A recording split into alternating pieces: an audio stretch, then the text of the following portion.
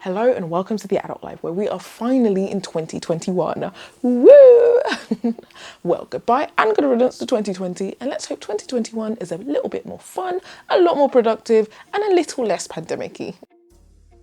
So I'm probably not the only person who didn't meet most, if any, of my 2020 goals, but just because 2020 was a bit of a madness doesn't mean that we don't need to plan for 2021. I know that most of the serious YouTubers would have already done their goals for the year, but I thought it was really important to do it when the year had already started, because I think so many people have this mindset where unless you do it at the 1st of January, the whole year is a waste.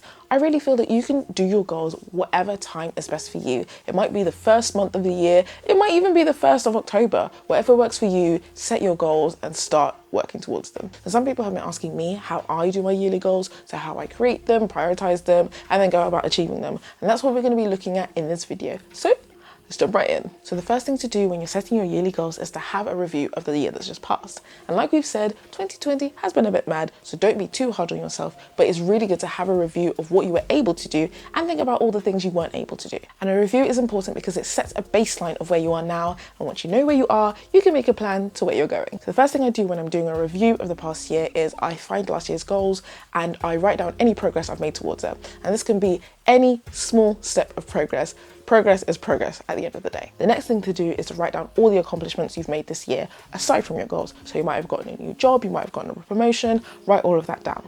Then it's time to think of all the setbacks you've had. So these are the things that have stopped you from accomplishing the goals that you wanted to achieve. So you might have been furloughed, or you might have had your driving test postponed to a year after you initially booked it. Like me. Writing your setbacks especially can help you understand that in spite of all the things that you suffered that were negative in your life, you were still able to make progress towards the things that you wanted to do. The next thing to do is to write down all the good things that happened to you. So you might have made new friends, or you might have learned a new skill like cooking. And finally, it's time to think of all the things that you did last year that you maybe could have done a bit better. So that could have been a procrastination, eating healthy, exercise. Write every single thing down and put it in your review for the year. So all these things you've written down, the good, the bad, and the ugly, have a look at all of them and see how they make you feel. These are going to be the basis for the next step, which is your why. The next step in the process is knowing your why. Why is that? So having a solid why means that not only will you actually try your hardest to reach the goal, it means that you'll enjoy the process of getting there rather than just getting to the goal itself. So a common goal was buying a car, and obviously you need a car to get from A to B. But if you want to buy a specific car just because you want to stunt on people or you want to fit in with your friends, when another use for that money comes up, it's going to be really hard to justify it to yourself because the reason that you're buying the car isn't genuine. But if you want to get a car because you're really tired of public transport, maybe you have to wake up at 6 a.m. to catch the bus and it really affects your sleep, you're going to be a lot more likely to say no when something else comes along because you're going to be really intent on getting your car just so you don't have to take public transport anymore. So I usually get my why by asking myself 3 questions. Who do I want to be? What do I want to do? And what do I want to have? Once you start asking yourself these questions and you start asking yourself why you want to be, do, and have these things, then you start thinking of the kind of person you are and you start understanding what drives you and what motivates you to do certain things. So for me, I want to get a house. Does anybody want to get a house just so they can get to a lifetime of crippling debt? No, I don't think anybody wants to do that. But I know a lot of people want to get a house because they're living at home and they can't stand being under their parents' rule, or they might be renting and their landlords are absolute trash and they start kicking them out just because they want to move in. So you might want to buy a house because you feel that you need that kind of stability in your life, and knowing that it's the stability that's driving you to buy that house means that it will motivate you even more when it's time to do the goals. But if you know that you're buying a house because you need stability in your life, when push comes to shove, you're going to be a lot more likely to go right through the obstacles and still continue keeping on towards your goal. So when you start asking yourself all these questions, you might seem to find some common themes in all the things that are driving you. And what I want you to do is I want you to take 1 to 3 of these themes and have this as your theme for the goals for the year. And when you start creating goals with these themes in mind, you'll start to understand whether the goals you're creating are right for you this year, or whether maybe they'd be better for another year when you have your focus on other things. In reality, these themes don't have to be anything really profound. They can be something like stability, it can be peace, it can be fun, it can be refreshment, new beginnings. Whatever you feel is severely lacking in your life right now, that could be your theme for the year. And once you've gotten your themes, it's time to move on to the next step, which is creating your goals themselves. So now we're moving on to the next step, which is the what. And you might want to grab a pen and paper because you're really going to want to write all of this down. And people have lots of different ways of creating their goals. I'm just going to give you a short, sharp, and easy framework that you can use to at least start the process. But whatever process you use, make sure your goals are SMART goals. I've spoken about this in my financial budgeting video and I'll link that below, but just make sure they are specific, measurable, achievable, realistic or relevant, and time bound. And to make it easier, I like to split my goals up into categories. I find that it's a lot easier to create a goal for a specific area of my life rather than overarching goals that cover everything. Now, obviously the categories will differ depending on what you value and the things that you're currently doing. The most common goals I see are your faith or your spirituality, your money, so financial goals, your health and fitness. You can split that up depending on the kind of person that you are. You might need that or not. Your work and your business, again, you might want to split those or put those together. And then there's you as a person, so your personal improvement, things that you can do to improve yourself. And finally, relationships with your significant other, your family and your friends. So a lot of people usually already have their bigger goals in mind. You want to buy a car, you want to buy a house, you want to get more subscribers on your YouTube channel, you want to start a YouTube channel, you want to start a new business. Lots and lots of things to do. So when you have them, just put them in the different categories. And if you need some help in deciding the things that you want to focus on this year, I actually have a few questions that can help you kind of jog your memory. So you can do this as part of the review from last year, or it could be a totally new exercise. But ask yourself these questions. What is bothering you about your life and how can you solve it? So if you're living from paycheck to paycheck, a good idea might be to start a budget and start budgeting, and then you might be able to save some money. Another question to ask is, what do I want to do in future? So again, that's a goal you can work towards. Some of your goals might be bigger than just 1 year, and that's okay. You might have a goal to be the CEO of a Fortune 500 company, and that's really not going to happen in a year. But what you can do is look at a CEO and think of all the things that they need to do to get there. And you can make those steps your yearly goals. So whether that's asking for more responsibility at work, doing a master's to move up, whatever it is, start setting those goals bit by bit, and you will eventually get there. So once you've done this for each category, you might want to have about 5 or 6 goals per category, and then you're going to prioritize the top 3. Now, I've always said that you can't focus on too many things at one time, otherwise you just end up doing none. So prioritizing the top 3 means that you can focus on those 3, and then when you finish some, you already have some ready made, so you can bring that up to the next priority. The thing about goals is that they should be ambitious, but they should also be inspiring.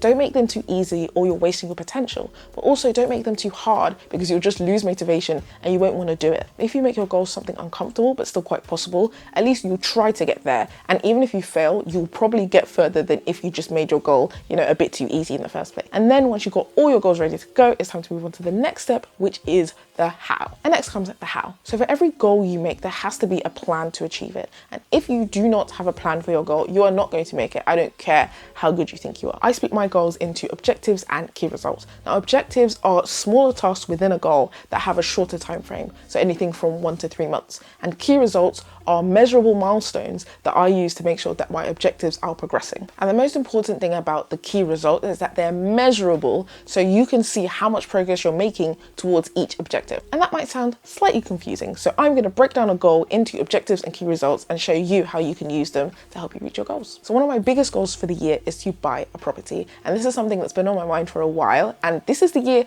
I'm going to achieve it. Goals like this are very complex, and it's so easy to find one part of the goal and go full steam ahead and forget all the other, maybe less sexy parts of the goal. And this is where objectives come into play. So I probably have 3 or 4 main objectives that I'm going to be focusing on in the first quarter of the year. So if I ask you, what do I need to buy a house? Everyone's going to say, save the deposit. But that's not the only thing I need to buy a house. I need to save the deposit, definitely, but I also need to get somebody to lend me the rest of the money. I'll probably need a lawyer for all the legal stuff, and then I'll need to find the house itself, which is a lot harder than you'd think, especially when you're on a tiny budget like mine. So as you can see, I've broken down the goal into these 4 objectives, and those are the things I'm going to be focusing on, especially in Q1, because I want to purchase the house in Q2. When it comes to Q2, I might have some other objectives that I will then start doing once I've completed some of the ones here. So just as you're decomposing all your goals into objectives, you have to make sure the objectives that you are creating for your goals actually align with your goals, and you're not just doing them for the sake of doing them. You might also want to make sure that you're reviewing your objectives monthly, just to make sure that they still make sense for whatever you're doing. And if you're reviewing them quite often, you can also check the progress and see the things that are working and the things that aren't working to achieve them. So to measure the progress you're making towards your objectives, that's why you have key results. Now, key results are measurable milestones that you're going to be using to measure your progress and see how far you're getting towards your objectives. So there are 2 types of key results. The first type is the type that you've done. So these are output based. So maybe opening an account or creating something. The second are quantifiable. So for instance, if you're trying to save money, you can have a goal of 1,000 and you know how much towards your 1,000 you've actually saved. So you have to make sure that your key results are either verifiable, so it's done or it's not, or it's quantifiable. This is how much has been done. So once you've decided on your key results and you're happy with them, then you start thinking of the daily and weekly things that you have to do to actually complete them. Now this can be something like creating a new habit or creating a new monthly rhythm in something just to achieve those goals. And these are just the baby steps to make sure that you're doing what needs to be done to complete all your objectives. Again, you're probably going to want to have a monthly review, to make sure you remember you have some goals that you set and you need to be finishing. And you can even review all the things that you've done and see whether they are working for you or not. So when it comes to actually being motivated and being able to do the things that you need to do to achieve your objectives, I have maybe 1 or 2 tips that might help you. So if you think about the review from last year, think of all the things that you succeeded in and think of how you actually succeeded in those. So that might be, creating a new habit. It might be having an accountability partner that you speak to about these kind of things. It might be joining a group of, some like-minded people. So just think about all the things that you did that helped you succeed in the past and how you can tweak them to help you succeed right now. But if you're looking for something new, try to set up some processes that will help you achieve your goals automatically. Now, I've been screaming about automation from the rooftops since time immemorial. I just feel like having a process that allows you to achieve your goals automatically takes a lot of the pain out of it and makes it a lot more likely that you'll achieve it in the end. So if you're trying to save a certain amount of money, a really quick and easy way to achieve that would be set an auto payment from your account into your savings account. And that means you're building up savings without even breaking a sweat. Another thing you can do to help motivate yourself is to give yourself rewards. Now, tread carefully with this because so many people reward themselves in a way that's detrimental to the goal they just reached. So if you lost 10 kg, a good reward would not be to go and binge in an all-you-can-eat buffet, if you get me. Another thing to remember is that perfect is the enemy of good. And this is something I know firsthand, especially when it came to my YouTube videos. Now just start with what you have. Start small if you need to. You can always build up as time goes on. There is no perfect time to do anything. There is no perfect way to do anything. Start with what you have and do what you can, and you will get better as you try. And maybe you'll even find that with the small steps you're taking, you're making a lot of progress, and that will give you even more motivation to do maybe the bigger things that you might need to actually finally reach that goal. So if you want to start saving money and your finances are chaotic, you don't have a budget, you don't know how much you can save, just start. Start by saving £20 a month in your bank account. Then when you've started building up a bit of money, you might be motivated to start a budget. And then when you have a budget, you can then start deciding how much you can actually afford to save. But in the meantime, you've already started saving, so you're not starting from zero. And that's how goals get achieved. So once you've started your baby steps, your daily initiatives and processes, you'll find that the key results are starting to move bit by bit. And obviously, once you've completed your key results, you complete your objectives. And if you complete all your objectives, guess what? You complete your goal. So obviously it's a lot easier to say than to do, but realistically it's those baby steps that are going to take you towards your goal. So take those steps and conquer. Well, this video is long enough, so I'm going to do a separate video showing how I do my own goals and what I've planned for 2021. If you would like to see that video, make sure you're subscribed and you like and comment on this video so that other people might be helped by this video too. Well, that's all for now. Until next time, see ya.